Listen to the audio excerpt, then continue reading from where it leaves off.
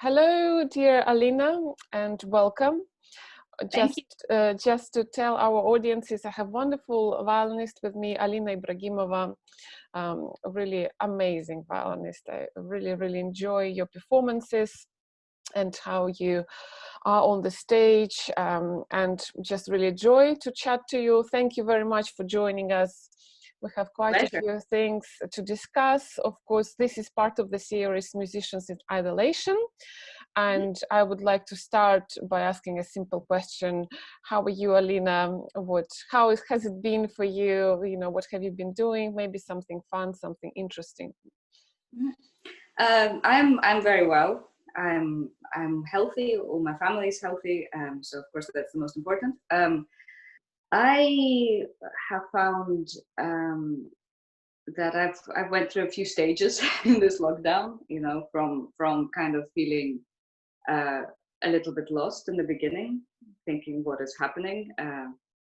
I was in Pittsburgh when it all happened, when my first concert started canceling, and it all happened very quickly. Literally, my whole diary became empty within a few hours for a couple of months, like I'm sure with many others. And of course, you know, you feel that all that work that's been put into it, all the thought that's gone behind into every tiny detail, it's gone.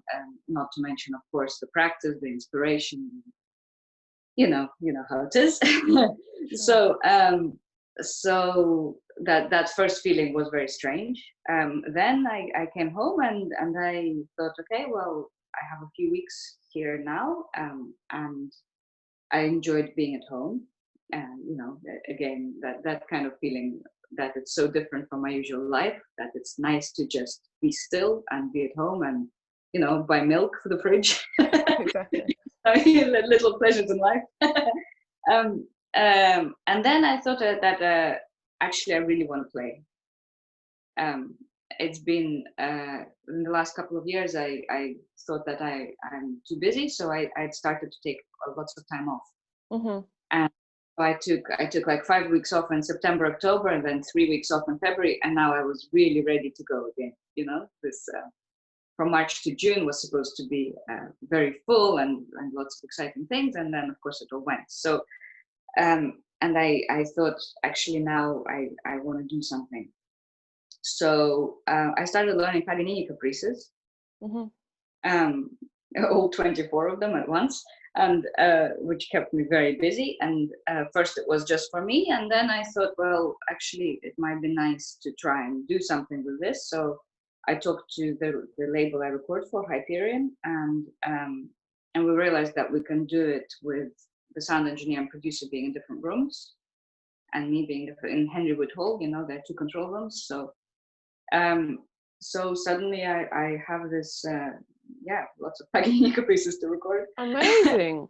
Well, it's so Yes. nice to hear, because so many people just kind of taking a break, but they're not taking any proactive actions apart from just sort of and now and again some sort of odd concert online. But that's great, that's great to hear. And then you have an aim, and it's actually what's not better, like to study the Paganini for the recording. Yeah, but I wanted to ask you, so how do you find that this is a great project and great aim to have. Is there anything else to in terms of concerts but not recordings that you have been offered, maybe in a different format? How are the kinds of concert organizers? Is it shifting towards let's do something, or is it basically we don't know, we're just on hold? It's something's beginning, I feel. Like the Wigmore Hall are beginning the lunchtime concerts, which I think is great. Of course, it's not the same as playing for people, and never will be, I think. But I feel like something's starting again, and people are trying to find different ways of arranging concerts, or trying to arrange some kind of events, or to have at least a plan for the future of when things begin to open up again. I think we'll have to be very creative right now and find different ways of doing things. For me, it's playing for a microphone will never be the same as playing to people, even if it's one person or two Mm-hmm. people. I think it's very different. And I hope we can find this sharing and this communication again soon. Sure, but you mentioned being creative. Do you have any ideas? I mean, even like crazy ideas. Did you think about something that's out of the box? Because I find that I think classical music exactly sort of is stepping out of what it is actually at the moment, and I think the future is, of course, for artists to think of something that's special, and probably that will interest people. Do you have any ideas, or is it just you're sort of playing up with the current situation? I suppose I was thinking we could do short concerts and play over and over again for a small number of people. I guess we'd need big spaces for that with big foyers, or something outside even. But Yes, that could work. And now it's summer; it's possible. British summer though. We never know. Exactly, but yeah, something. I'd be very happy to play over and over again for a whole day. For days at a time. so you think like maybe rather than just one concert in the evening, a series of little concerts during the day, literally to yes, yes. That's an interesting one. I haven't thought about it, but I thought about the open air. I found that's of course of interest. How do you feel about these online performances? Have you done something online, or I don't know, anything that you have been talking directly to your audiences? I've done a little. I've recorded myself a little bit, but I think it's such a compromise with sound quality and yeah, I'm a little bit. I'm happy to do it if people ask me, but I'm not so crazy about it. I Sure. think you know proper recordings or something live with people. It's very different. Sure.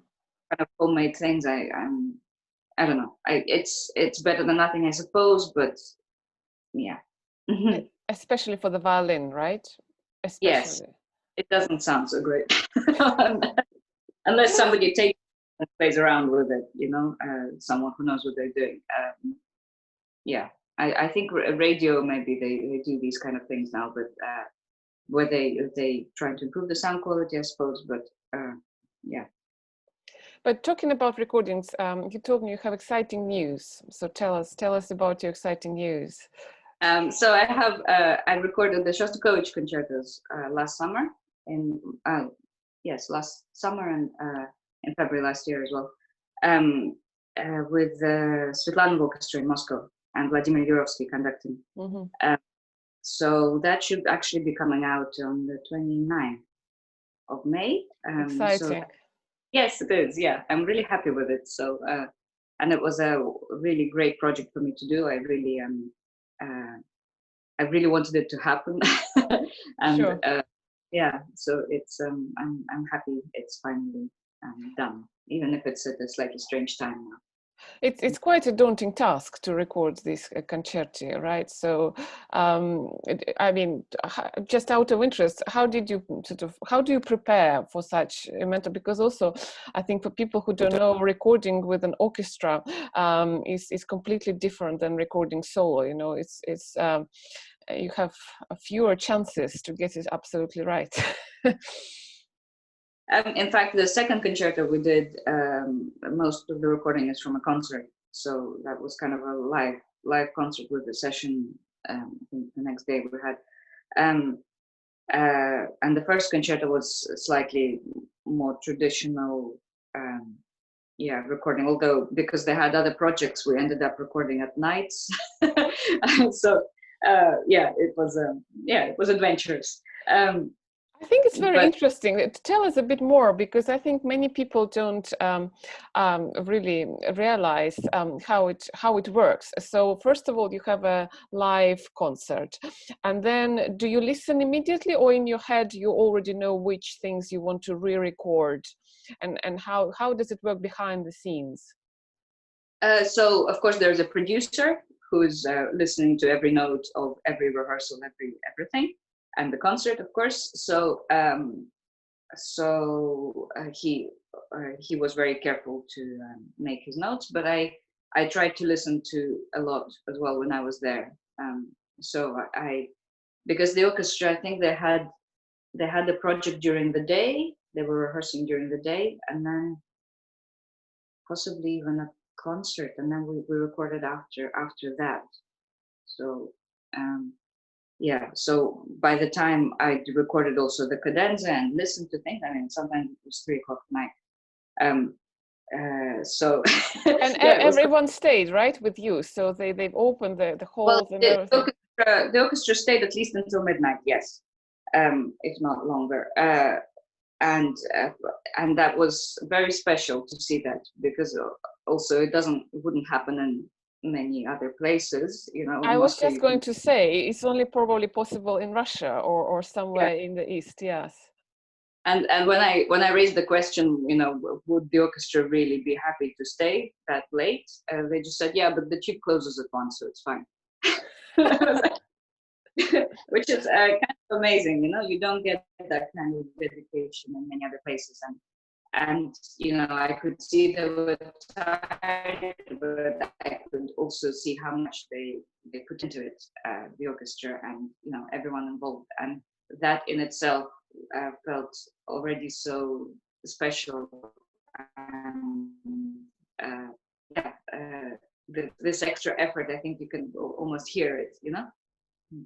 Well, yeah, I'm very, very happy to hear that. Look, let's move on to this new recording. So what would be your ideal scenario? Do you like these circumstances where you can't really hear and then you go back, or are you a recording artist that goes back and listens to everything that you've just recorded?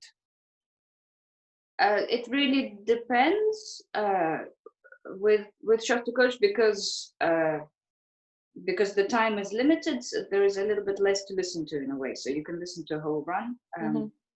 I do like to listen to an extent, just to have an idea, you know, because then you play very differently once you've heard it, you know. Exactly.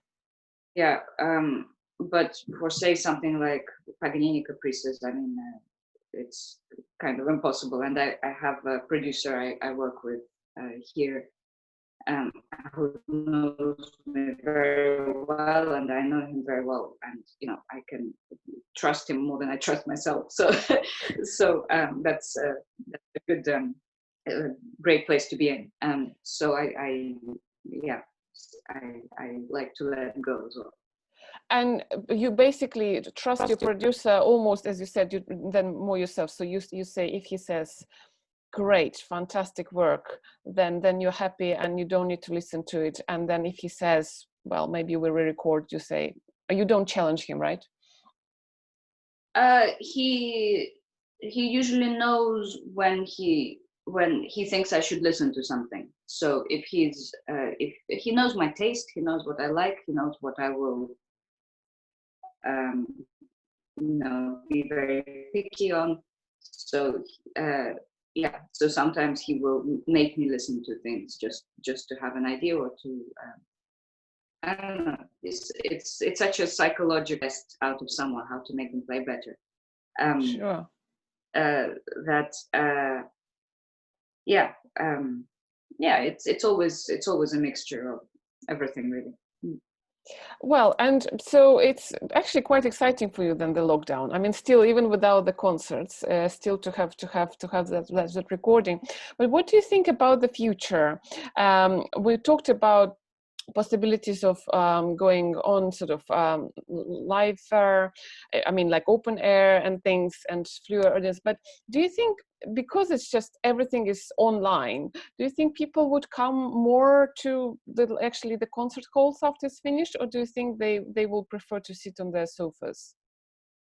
I think everyone wants to go out, and I think everyone wants to see real people and to share experience. I mean, I'm dying to go to a theater or a concert, or just to be able to yeah, share an experience with people. You know, Mm. that's like something so special, and I realize even more how much I need that now, more than ever. And you don't think people would be afraid, sort of, to I think people are very different in how they see it, you know, and I think different people need different things. So I don't know. Yes, maybe in the beginning, yes. Also because we're in such a habit of sitting at home and not hugging our friends, you know, that it's um, I could probably take a while to yeah, feel that we can again and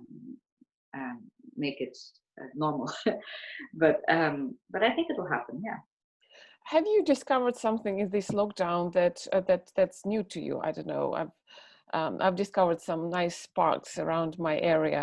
Has there been something that you've enjoyed doing that you didn't do before? Yes, I've also been discovering my area because I only moved here a few months ago, so you know it's kind of new and it's been very nice. Um, I've actually planted things in my garden, and yeah, and suddenly I see things coming up, and literally I've never been so proud of anything, I think, ever. So that's been quite nice, definitely a discovery. And most of all, I realize, I mean, this sounds strange, but I realize more how much I need to play more than ever. Um, I I've sort of the last few years I've been too busy, um, and I thought, you know, I want time off. I want, you know, do I even, how much do I want to do this lifestyle, this everything, and but never have I been told that I can't Can't. play. You know? I guess it's So almost like having the injury, and then suddenly you understand that actually you can't do it, but you really want to. Yes, but but tell us a little bit about the schedule, because I don't think many people realize how busy it gets. I mean, I guess to for you, to the point that you were taking time off. So I mean, touring every day, different concerts. Like, let's say, how many a week did you have when it was really busy? on average, I did like 100 and something concerts a year, usually 105 Mm-hmm. or something, which meant I mostly play either with orchestra, recital, or my quartet. I have Mm-hmm. a lot of time for that. And so on average, I was at home maybe 5 or 7 days every month. Um, Other than that, you're on the road, you're with a suitcase, you know, they're very nice places, but, you know, it's nice to be home. Yeah. Sure. How is it, the relationship with your quartet at the moment? We miss each other a lot. We haven't seen each other now since mid-February, Right. and it's very strange. It's very strange not to see each other, not to play together. That's never happened before, that we've been away for so long. And we're really, I feel always that they're my family, you know, that it's, that we're really brothers and sisters. And yeah, so that's, it's a very strange thing. And I don't know what will happen because we're all in different countries. So what's very complicated for us is the ability to travel, you know, with the whole quarantine issues. And um, yeah, it's, that's a tough one, and I really hope we'll find some way around it soon. Also, this is a very important topic. So, do you think what do you think of the future? Is it going to be um, less concerts, or actually, I think purely because due to the funding and due to these complications of travel, or do you think it's going to absolutely explode afterwards, as you mentioned? I don't know. I mean, it's obviously financially very difficult for musicians, but also for agencies. I think, yeah, I think things will change for sure. Yeah. Uh, we will see how, and I hope we will. Yeah, that there'll be some way of keeping things going as much as possible. Um, Maybe there'll be less concerts, but in a way, maybe that's also okay. Um, as long as there are some and they're of the quality we're used to, you know, it'll mean things will sell out, perhaps more than usual. There'll be more demand. I don't know. I mean, it's never happened before, anything like this, so it's very difficult to really predict anything, I guess, especially now that we don't know where things will go at all.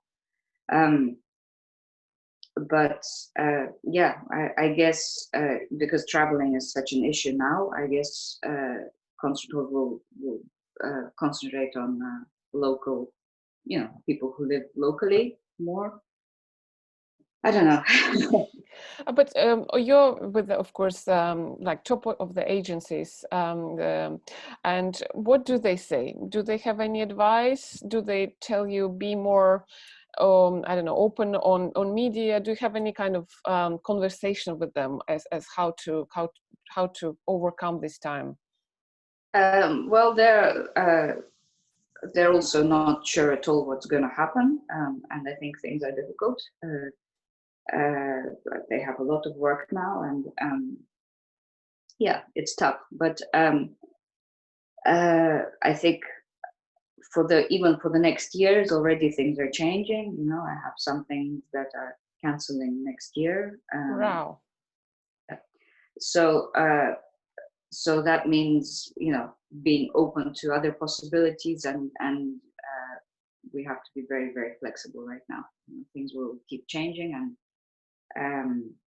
yeah, it's just this kind of time when you can no longer be clear for the next 2 years about what you're going to do, you know, like we're so used to. It's very interesting. I'm surprised to hear about the next year, because I know, of course, still this current year, but so far, when I'm playing, I didn't have any cancellations yet for the next year. So it's interesting to hear. And just slightly off the topic, do you teach? Do you teach? And if you do teach, what's your attitude towards online teaching? So yes, I have 2 students at the Royal College of Music. I also teach other people now and then. I listen to others. I love it. But online, it's of course not the same. The sound quality is just not up to it. But we still do it with my two students. It's also just for them to keep working as well, to keep learning pieces, and to have some kind of I don't know, playing to someone somehow. Sure. Yes. Something different. Something different. Yeah, and it's also good for me to see that they're, you know, they're working and they're inspired, and yeah. But it would be very nice to see them again in person. Yes, of course. But I hope this will, of course, resume. I mean, teaching, I hope, is fine because you can create this 2-meter distancing. Right? Yeah. Although, of course, you want to show, and of course, you need to grab like hands and positions, but that's a little tricky. No, it's really interesting, and thank you very much for your time. I just have, I think, one more question. Okay. It's about your routine. So, do you have a routine? I mean, now you have this recording coming up. What are your days? How do they look like? I'm trying to be quite disciplined, so I get up early, well, early-ish, before 8 or something, and I might do a little bit of sport, yoga. I love yoga, and I eat properly. I practice a lot at the moment. It takes a lot, so I pretty much practice all day. I stop to cook, and yeah, and then I really tire myself out, and I pretty much collapse into bed every night with this. So it's been quite good, and I love that I can concentrate on something so much. It's very rare in our lives, that we can do that. It actually brings me next to the next question. So it's very, I think, hard for non-musicians to understand how you practice all day, but it's a lot to do. I mean, tell us, do you concentrate, especially in Paganini, that's a lot of course, technical issues. So how do you work? Do you work on a specific passage? Just you literally get it done on the day that you started practicing it, or do you take, okay, I do like a puzzle, this, then, and this, and then go back? So I tend to take all the difficult bits or at least that I find difficult, and that's kind of my every morning. I play them either slow, fast, whatever varies. Make sure I cover all of those. Then I will take I don't know, 2 or 3, depends on what they are, two or three caprices, and really work on them in a lot of detail. And then I make sure I run everything through every day. Wow. Yeah. So I always want to have an overview, of everything, and maybe then bits in the middle and change those. But that's kind of a luxury to be able to work like this. So of course, if I'm busy, there's no way. But at the moment, that's yeah. That's what I do. And I guess it's also bliss that there is still a repertoire for violin solo where you don't need a pianist, which is not that much. So I guess many people would turn to Bach and Paganini and everything. Yeah. Paganini is not a composer I played so much, so in a way it doesn't remind me of my usual life, and that's quite nice.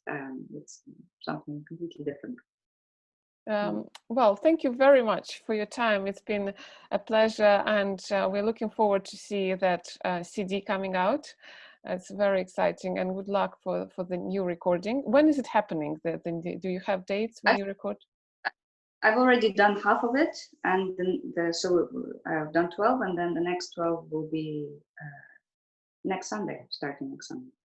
So you're very much in the middle of it all. Yes. Yeah. So thank you, and great to hear it, and hope to chat to you when it's released, because we could look back and say, how was it? Thank you, and bye, and have a nice day. Thank you. Thank you.